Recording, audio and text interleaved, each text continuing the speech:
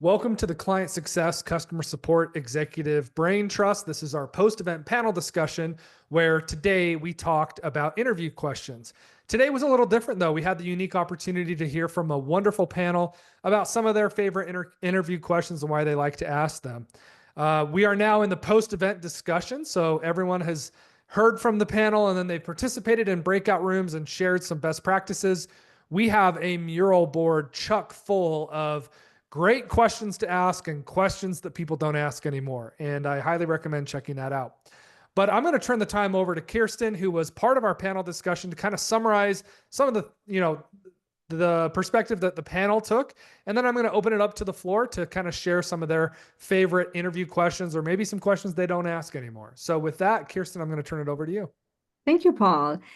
So we generally talked about the approach to assessing behavior and some of the soft skills. The underlying understanding is that we really want to get to know the resourcefulness of a candidate, how they respond to questions, if they have the mindset for a specific role, and not so much about the hard skills. We also talked a little bit about when and at what time in the hiring process we can assess hard skills or ask relevant questions there. But it was really interesting to see where everybody on the panel shared how they approach assessing those areas for their candidates. And we have an amazing outcome in terms of the questions that we would ask. Thank you, Kirsten. It was awesome. And we have some great questions that I'm sure are going to be shared here. Let's open it up to the panel now just to kind of summarize, questions you like to ask, or maybe some questions that you heard from your group, which you really like. Peter, I'll have you go. And then after you, John. And then after that, we'll open it up. So Peter, over to you. Yeah, great. Thanks, Paul and Kirsten. It was great stuff.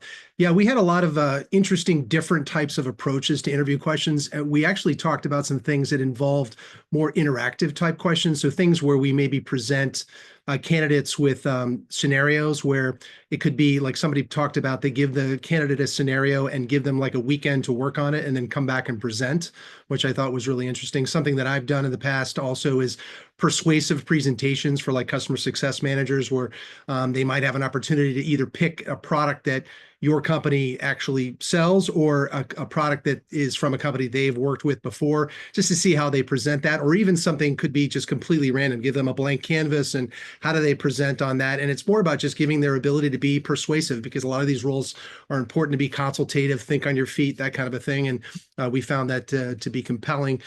Some other things that I thought were interesting were questions that might be viewed a little bit more controversial, not necessarily in a legal sense, but questions that might push them outside of their comfort zone. Something like, tell me reasons why this role might not be a good fit for you. Something like that, where it makes them think about, how self-aware are they about their individual performance opportunities to improve. And something somebody else asks sometimes is, tell me about a manager that that you didn't work well with and why, and not necessarily about that person's name, but really just about like how do they effectively manage up and how have they responded to those types of situations. A question that we agreed we don't ask anymore is something like, either very generic questions or questions like, tell me about your greatest weakness, because it really just puts a candidate on the defensive and doesn't really give you a lot to go with. It's better to approach it more like, tell me about some sort of feedback you've received before from a manager and what have you done to grow from that. I think those are more productive type questions that result in better answers. Awesome stuff. Thank you for sharing that, Peter. John, Sure. how about you?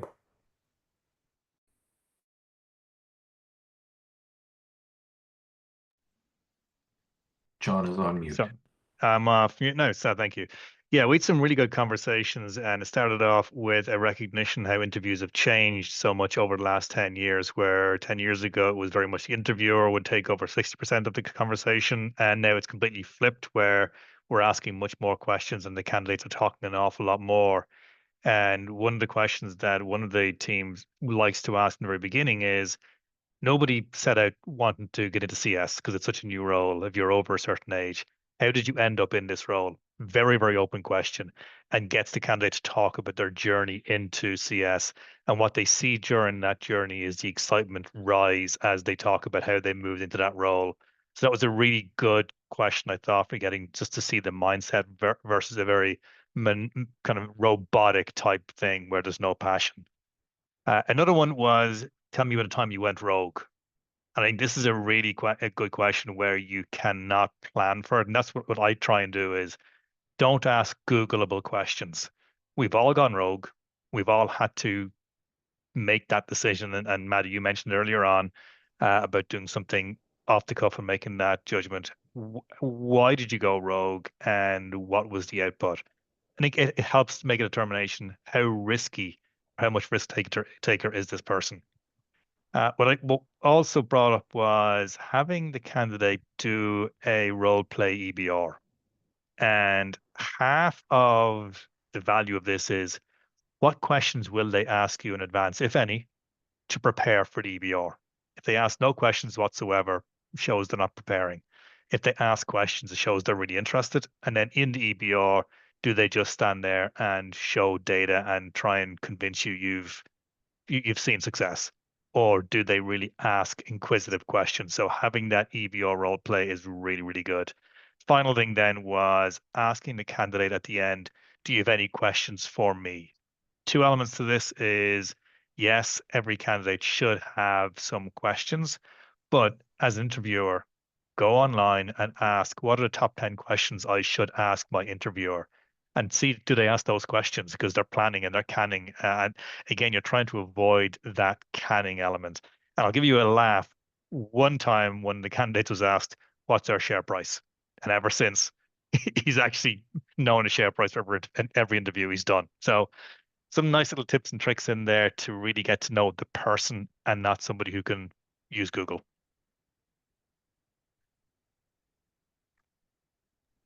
Great suggestions. Thank you, John, Peter, Kirsten. Anyone else have some thoughts? Ken.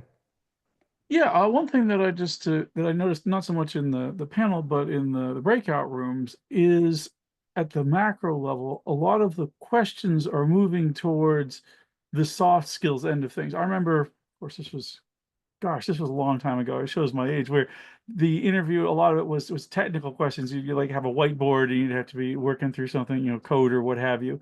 That I don't think is as common these days. I think that the assumption is that those are handled before you get to the interviewing place, either through online testing or responses or whatever. So the modern interview, I think, is more about getting to know them as a person, which is the soft skills. And so for that, the questions are almost maybe more leading. What you really want is to have them be more open-ended so they can go off in different directions. And I know like these role plays that were mentioned would be another great example, because you're not just going to learn specific information that they know, like the share price, but what do they do with things? How would they interface with other people, with the clients, their employees, or what have you? And that doesn't come across so easily, maybe in the written form that they might have done for up until the interview. So I think we're going to see more and more of that, where maybe it's shifting a little bit back to the human end of things, not quite so formulaic as it has been for a while. Kinsey, feel free to add on. I think something worth mentioning in this august group of people is we're a lot of leaders here, and a lot of us aren't doing all the interviews. We have people doing interviews for us, and a lot of them aren't here, like kind of getting all this science dropped on them. And so a couple thoughts. First is, something we talked about in our breakout session is really building a deliberate interview strategy for every role that you're hiring, and really think deeply about like what kind of interviews that we're doing, and then who can conduct those interviews, who are the best people to conduct those interviews, what's the purpose of the interview. I think we've all been in interviews where it's just like, this person just got tapped at the last minute, he showed up with the resume, and he's just clearly making stuff up. So, being deliberate, having a strategy, and then coaching people on conducting interviews. This is a huge investment I make whenever I take over a leadership role, is I give people classes on how to interview people so that the interviews are effective, because interviews are confrontations in some degree. Like, you're trying to suss out information, and some people don't know how to navigate that, and they tend to index on, did the person feel good in this interview, or was it comfortable? And a good interview can be a little uncomfortable, and really should be to some degree. And you have to coach people on how to do that, because naturally confronting people does not come easily for a lot of people. And so you have to really get them to understand and really come into the right mindset. And I use the word confront. I mean, I obviously we're not throwing things at people and calling them names, but we're challenging them to get the answers we're looking for. And that requires coaching and leadership. So I think something to really think about as leader is, how are you making sure your team's doing it? Because it's great that you have all the questions, but if your team's asking what's your greatest weakness, because that's the one they saw, people typically will ask questions that they've been asked.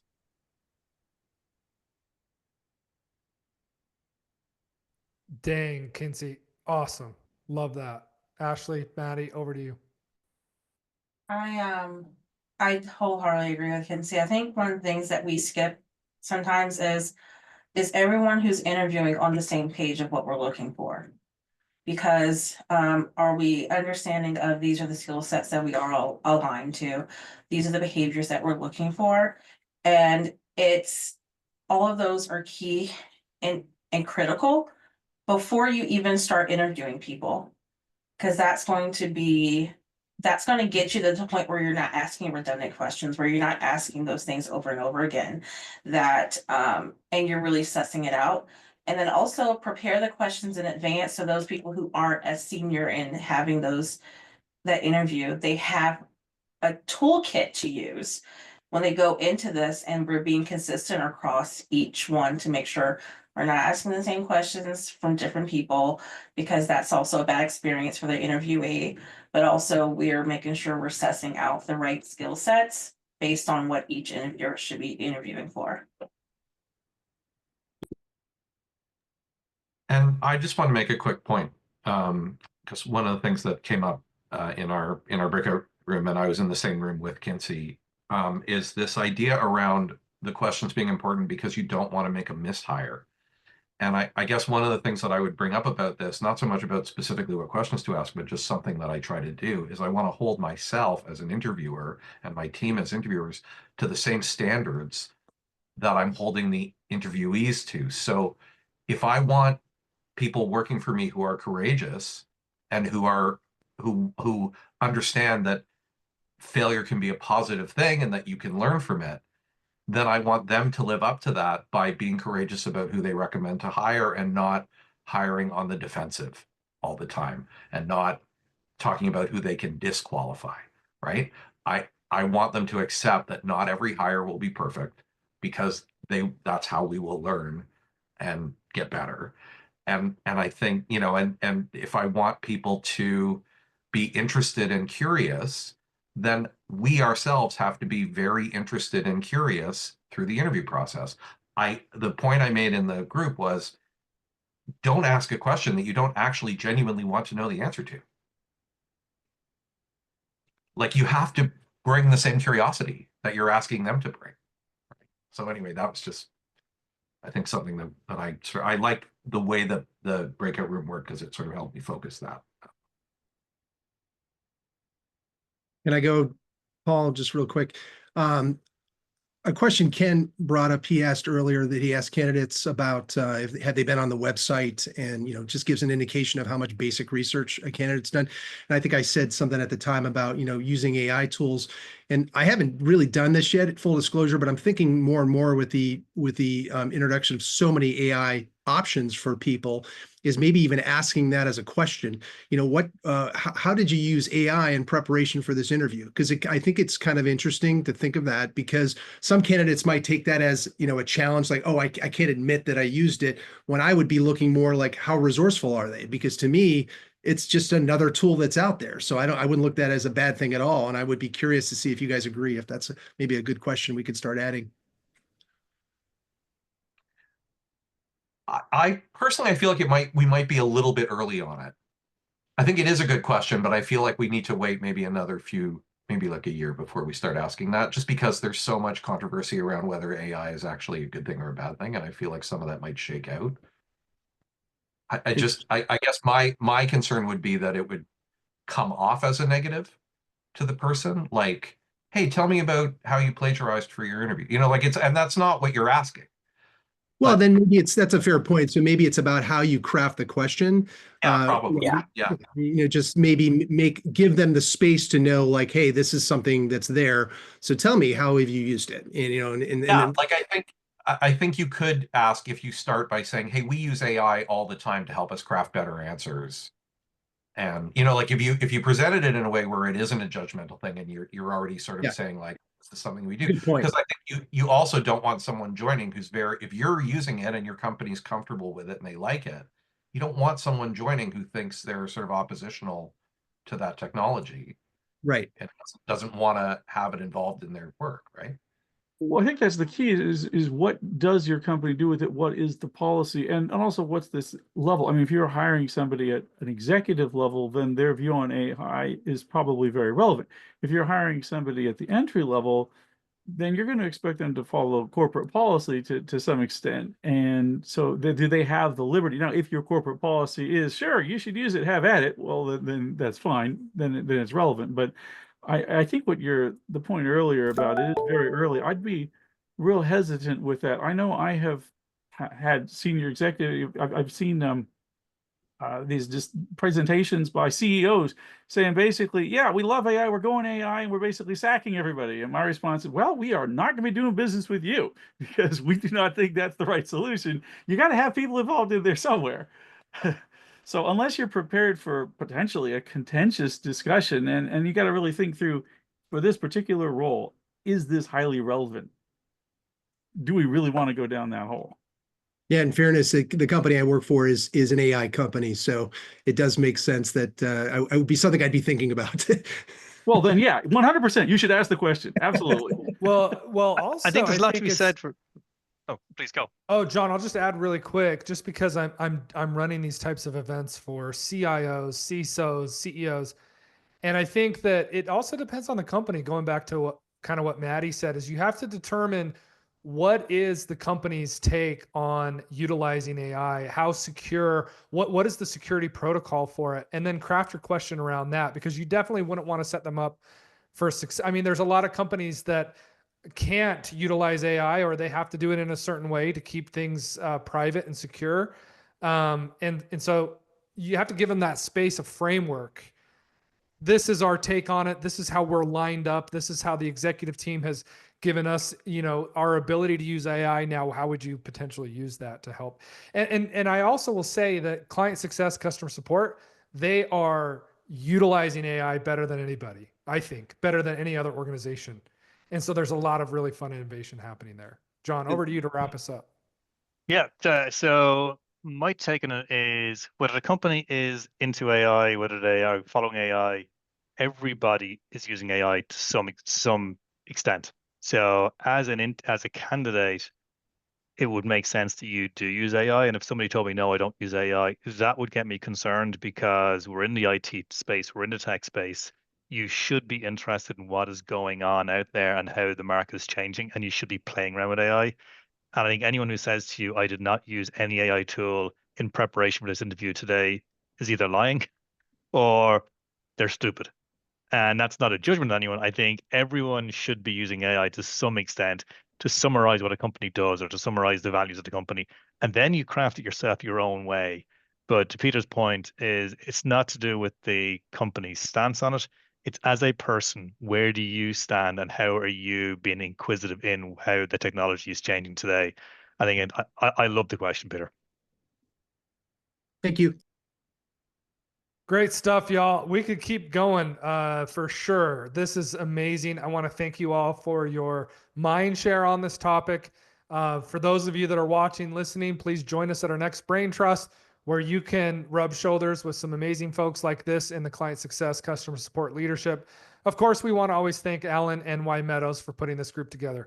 We'll see you all at the next event.